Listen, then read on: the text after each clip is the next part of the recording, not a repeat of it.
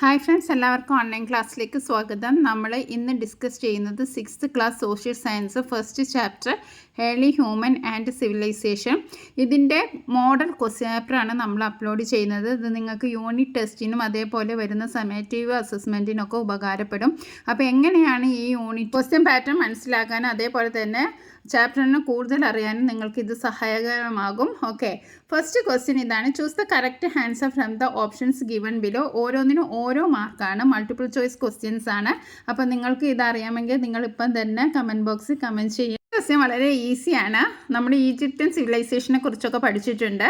Okay, Egypt is famously called the gift of the Nile because of its rich farming. അപ്പോൾ ഈജിപ്തിനെ വിളിക്കുന്ന എന്താണ്? നൈലിൻ്റെ ദാനം എന്നാണ് വിളിക്കുന്നത്. What were the kings of ancient Egypt called? അവിടുത്തെ രാജാക്കന്മാരെ പറയുന്ന പേരെന്താണ്? Sultan, emperors, pharaohs, chiefs. അപ്പോൾ നിങ്ങൾക്ക് ഈ ഒരു ഓപ്ഷൻ വായിക്കുമ്പോൾ നിങ്ങളുടെ മനസ്സിലേക്ക് എത്തിയിട്ടുണ്ടാവും ഈജിപ്തിലെ രാജാക്കന്മാരെ പറയുന്ന പേരെന്താന്ന്. സുൽത്താനാണോ, എംപററാണോ, ഫറവോസ് ആണോ, ചീഫ്സ് ആണോ? അപ്പോൾ നമുക്കറിയാം ഓപ്ഷൻ സി ആണ് കറക്റ്റ് ആൻസർ. ഓക്കെ, ക്വസ്റ്റ്യൻ എന്താണ്? Which ancient civilization started along the banks of the river Hwang Ho? Hwang Ho റിവറിൻ്റെ തീരത്ത് സ്റ്റാർട്ട് ചെയ്ത സിവിലൈസേഷൻ്റെ പേര്. നമ്മൾ ഓരോ സിവിലൈസേഷനും ഓരോ റിവർ വാലീസിൻ്റെ അടുത്താണെന്ന് നമ്മൾ പഠിച്ചിട്ടുണ്ടല്ലേ. അപ്പോൾ ഹൊയാങ്ഹോ റിവറിൻ്റെ അടുത്ത് ഫോം ചെയ്ത സിവിലൈസേഷൻ ഏതാണ്? ഓപ്ഷൻ എ തന്നിരിക്കുന്നത് മെസോപ്പൊട്ടേമിയൻ ആണോ, ഓപ്ഷൻ ബി ഈജിപ്ഷ്യൻ ആണോ, ഓപ്ഷൻ സി ഹാരപ്പൻ ആണോ, ഓപ്ഷൻ ഡി ചൈനീസ് ആണ്. അപ്പോൾ നമുക്കറിയാം മെസോപ്പൊട്ടേമിയൻ സിവിലൈസേഷൻ ഏത് നദിയുടെ ഏതാണ്? യൂഫ്രട്ടീസും ടൈഗ്രീസുമാണ്.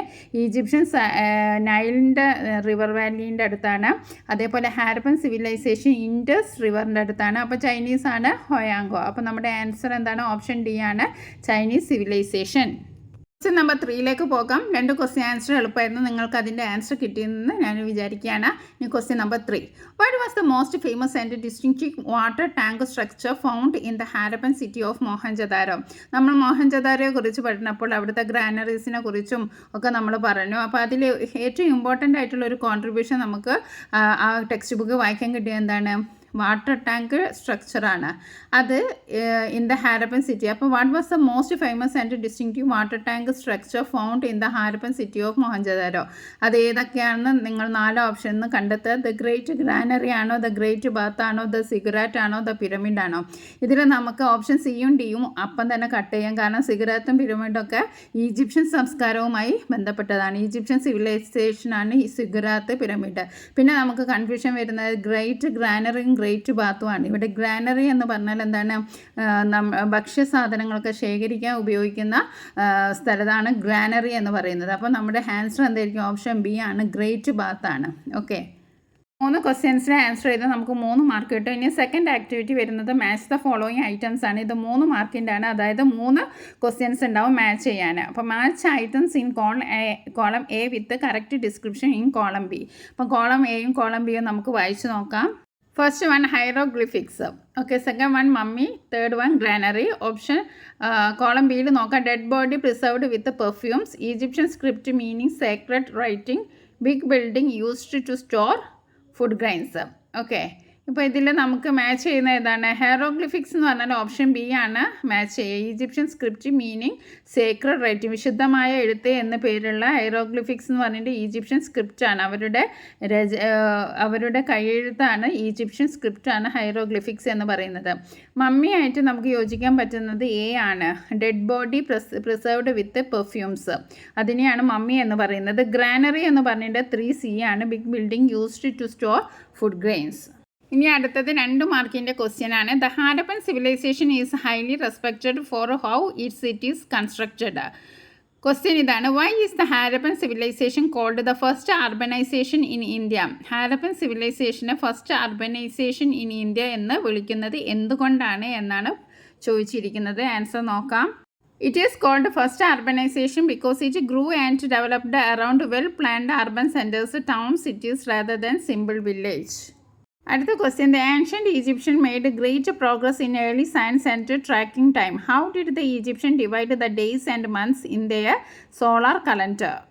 Their solar calendar had 12 months with 30 days in each month plus 5 extra days to make a full year of 365 days. Question 7. The ancient Chinese developed a very early method for writing down their ideas. Describe the early writing script used by Chinese people. The Chinese used a pictographic script, which means they used pictures instead of letters to write. Over time, they turned these pictures into symbols. Next question. The Harappan people were excellent engineers who built highly organized cities. Question 1. State 2 simple facts about how the Harappan planned their houses and street. എങ്ങനെയാണ് Harappans അവരുടെ ഹൗസും അതേപോലെ തന്നെ സ്ട്രീറ്റും plan ചെയ്തത്? Second question. How did the Harappan drainage system clean waste water from houses? അപ്പോൾ അവരുടെ പ്രധാനപ്പെട്ട ഒരു സവിശേഷത എന്ന് വെച്ചിട്ടുണ്ടെങ്കിൽ ഡ്രെയിനേജ് സിസ്റ്റം ആയിരുന്നു. അതെങ്ങനെയാണ് അവർ നിർമ്മിച്ചിരിക്കുന്നത്? The Harappans built their houses neatly on both sides of the street and used burn bricks for construction. ഡ്രെയിനേജിൻ്റെ പറഞ്ഞാൽ drains were built in the street so that waste water from inside the houses flowed into them and was carried safely out of the city. Number 9. The Harappan civilization was highly successful before it disappeared around 1900 BCE. List 4 environmental reasons that might have caused the decline of the Harappan civilization.